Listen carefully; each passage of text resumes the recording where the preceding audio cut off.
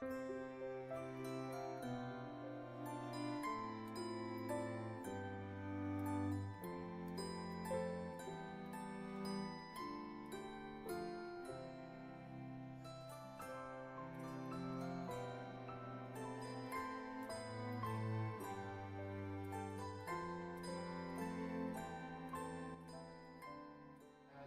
background is two things. One is undergraduate art, which is like my name, which is drawing, painting, film, photography. And I was especially involved mostly in film and photography. And then I worked after graduation in New York in advertising and marketing. So my background is marketing, but a lot from the advertising and public relations area. Thầy là Art, tên đầy đủ của thầy là Arthur Kogat, thầy sinh ra ở New York, Mỹ.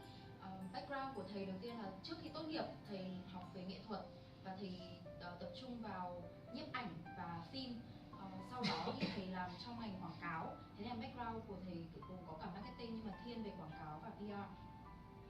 I also have, I guess, quite a good international background because after New York, my wife and I decided to move to Europe, which was a bit of a crazy decision, but we always said, well, we want to live in Europe because when you go and you visit a country and you go for a few days or even a week or two, you don't really feel what it's like to be there. And so we said we want to go to Europe and live for a year. And so we did. We moved to France and we went for 1 year. And then we found it to be really nice and we decided to stay. And so we stayed 15 years in France. Just saying, we'll stay an extra year, we'll stay an extra year. Thầy cũng có background quốc tế vì sau này thầy và vợ thầy đã chuyển sang sống ở châu Âu. Tại vì khi mà mình chỉ thăm một quốc gia một vài ngày thì mình sẽ không thể hiểu được quốc gia đó. Nên là thầy đã ở tại Pháp trong 1 năm và sau đấy thầy và vợ thầy quyết định ở lại Pháp tới tận 15 năm. Now my wife had a good idea. She said, this is when we were moving to Europe. She said, we cannot go to England, we cannot go to Spain, because my wife is from South America. And we speak English and Spanish, so she said we have to go to a country where we can learn the language, which was good. Most people don't do that. They take the easy way, you know, but we said no. So, of course, I said I want to go to Italy because I love Italy, my favorite country. And my wife said no, she wanted to go to France. And so women always win those arguments. Men, they think they make the decisions, but no, sorry guys. And so we went to France. So France for me is second home. But since I didn't speak French, couldn't really work in marketing in France. And so I started to do more studies, and that's when I got involved in teaching. When I started teaching, I liked it. And one of the things I liked about teaching was the students. Because when you work in business, especially in marketing, you don't always see the results of what you do every day. But in teaching you do. And so I like the human contact. And so then I stayed with teaching. Vợ thầy đã có một ý tưởng rất hay, đấy là đến một quốc gia mà mình không nói cái thứ tiếng đấy. Và thế nên thầy và vợ thầy đã quyết định ở lại tại Pháp. Và ở Pháp thì do thầy không nói tiếng Pháp nên thầy không thể làm các công việc liên quan đến marketing tại Pháp. Do đó thầy đã bắt đầu đi vào việc học, đi vào cái ngành học thuật nhiều hơn và thầy bắt đầu giảng dạy. Thì điều thầy thích nhất của việc giảng dạy đó là sự tương tác với học sinh. Tại vì hầu hết chúng ta không thể nhìn được thành quả của chúng ta sau mỗi ngày, nhưng mà với giảng dạy thì chúng ta có thể làm được điều đó.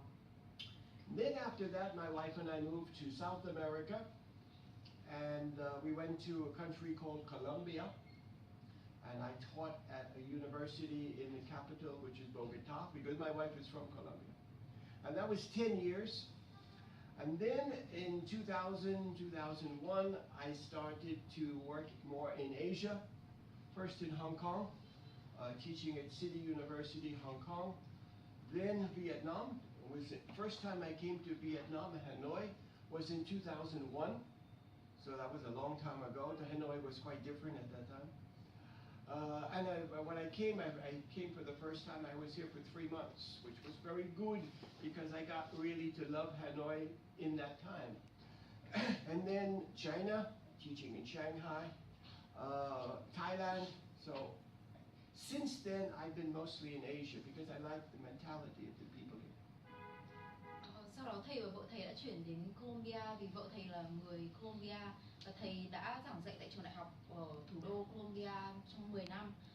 Đến những năm 2000 thì thầy bắt đầu làm việc nhiều hơn ở châu Á, bắt đầu ở Hồng Kông, sau đó thầy đến Hà Nội vào năm 2001 và ở đây 3 tháng.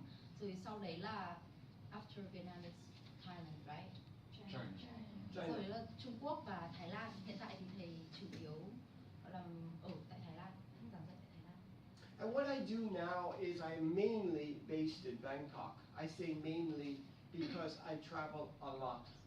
Every month I take an international flight someplace. And I don't work for any one university. I work for several. So I work for several universities in Bangkok. Then I come to Vietnam to teach.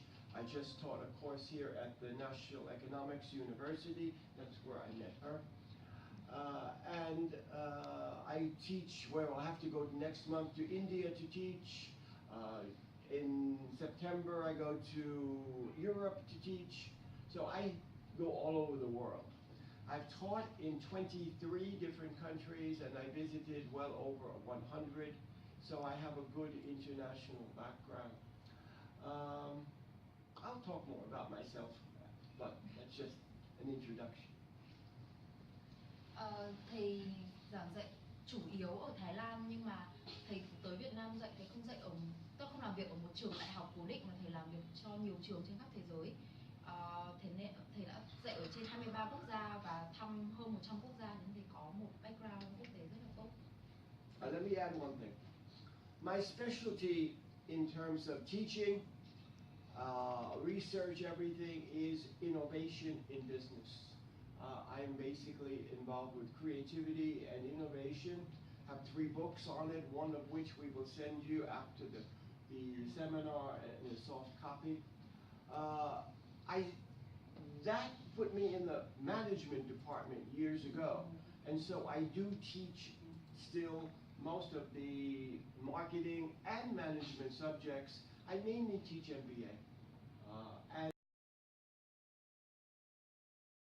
honestly, there's not that much of a difference between the 2 words.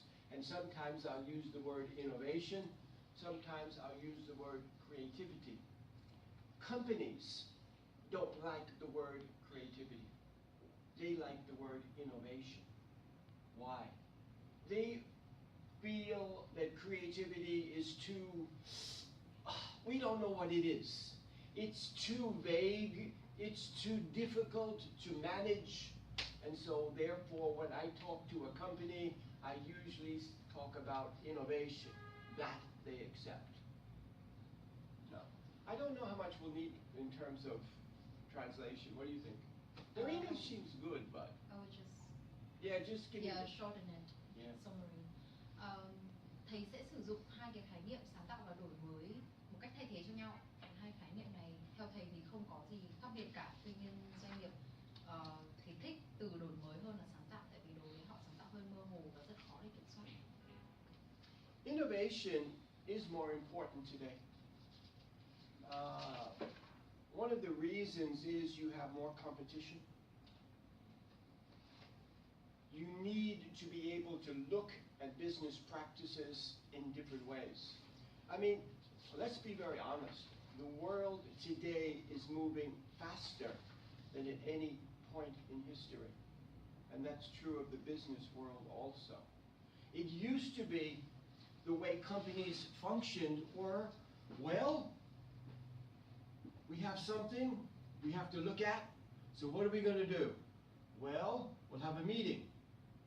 First, we have a meeting to decide who's going to be in the meeting. Then, after the meeting, we'll schedule a separate meeting, and then we need approval, and then we need funding, and then we have to think about it and come back again. that takes too long. Today they talk about agile, they talk about speed, and you are looking at a world which is moving fast. Innovation is about how do you function in that type of a world. And it's more important every day. When you look at a lot of the things that are published online now in business, more and more they are about some form of innovation. Đổi mới sáng tạo hiện tại rất cần thiết tại vì thế giới đang thay đổi rất là nhanh. Cách các doanh nghiệp vận hành trước đây thì thường chậm hơn. Khi mà có một vấn đề thường sẽ có một cuộc họp trước đấy để quyết định xem những người nào tham gia trong cuộc họp sau đấy chờ phê duyệt. Nhưng mà ngày nay thì thế giới thay đổi rất nhanh và đổi mới sáng tạo tức là phản ứng lại với những cái sự thay đổi nhanh chóng như thế. A lot of people ask me, and have asked me for many years, can you teach people to be more creative? The old way of thinking was, no. Old way of thinking was,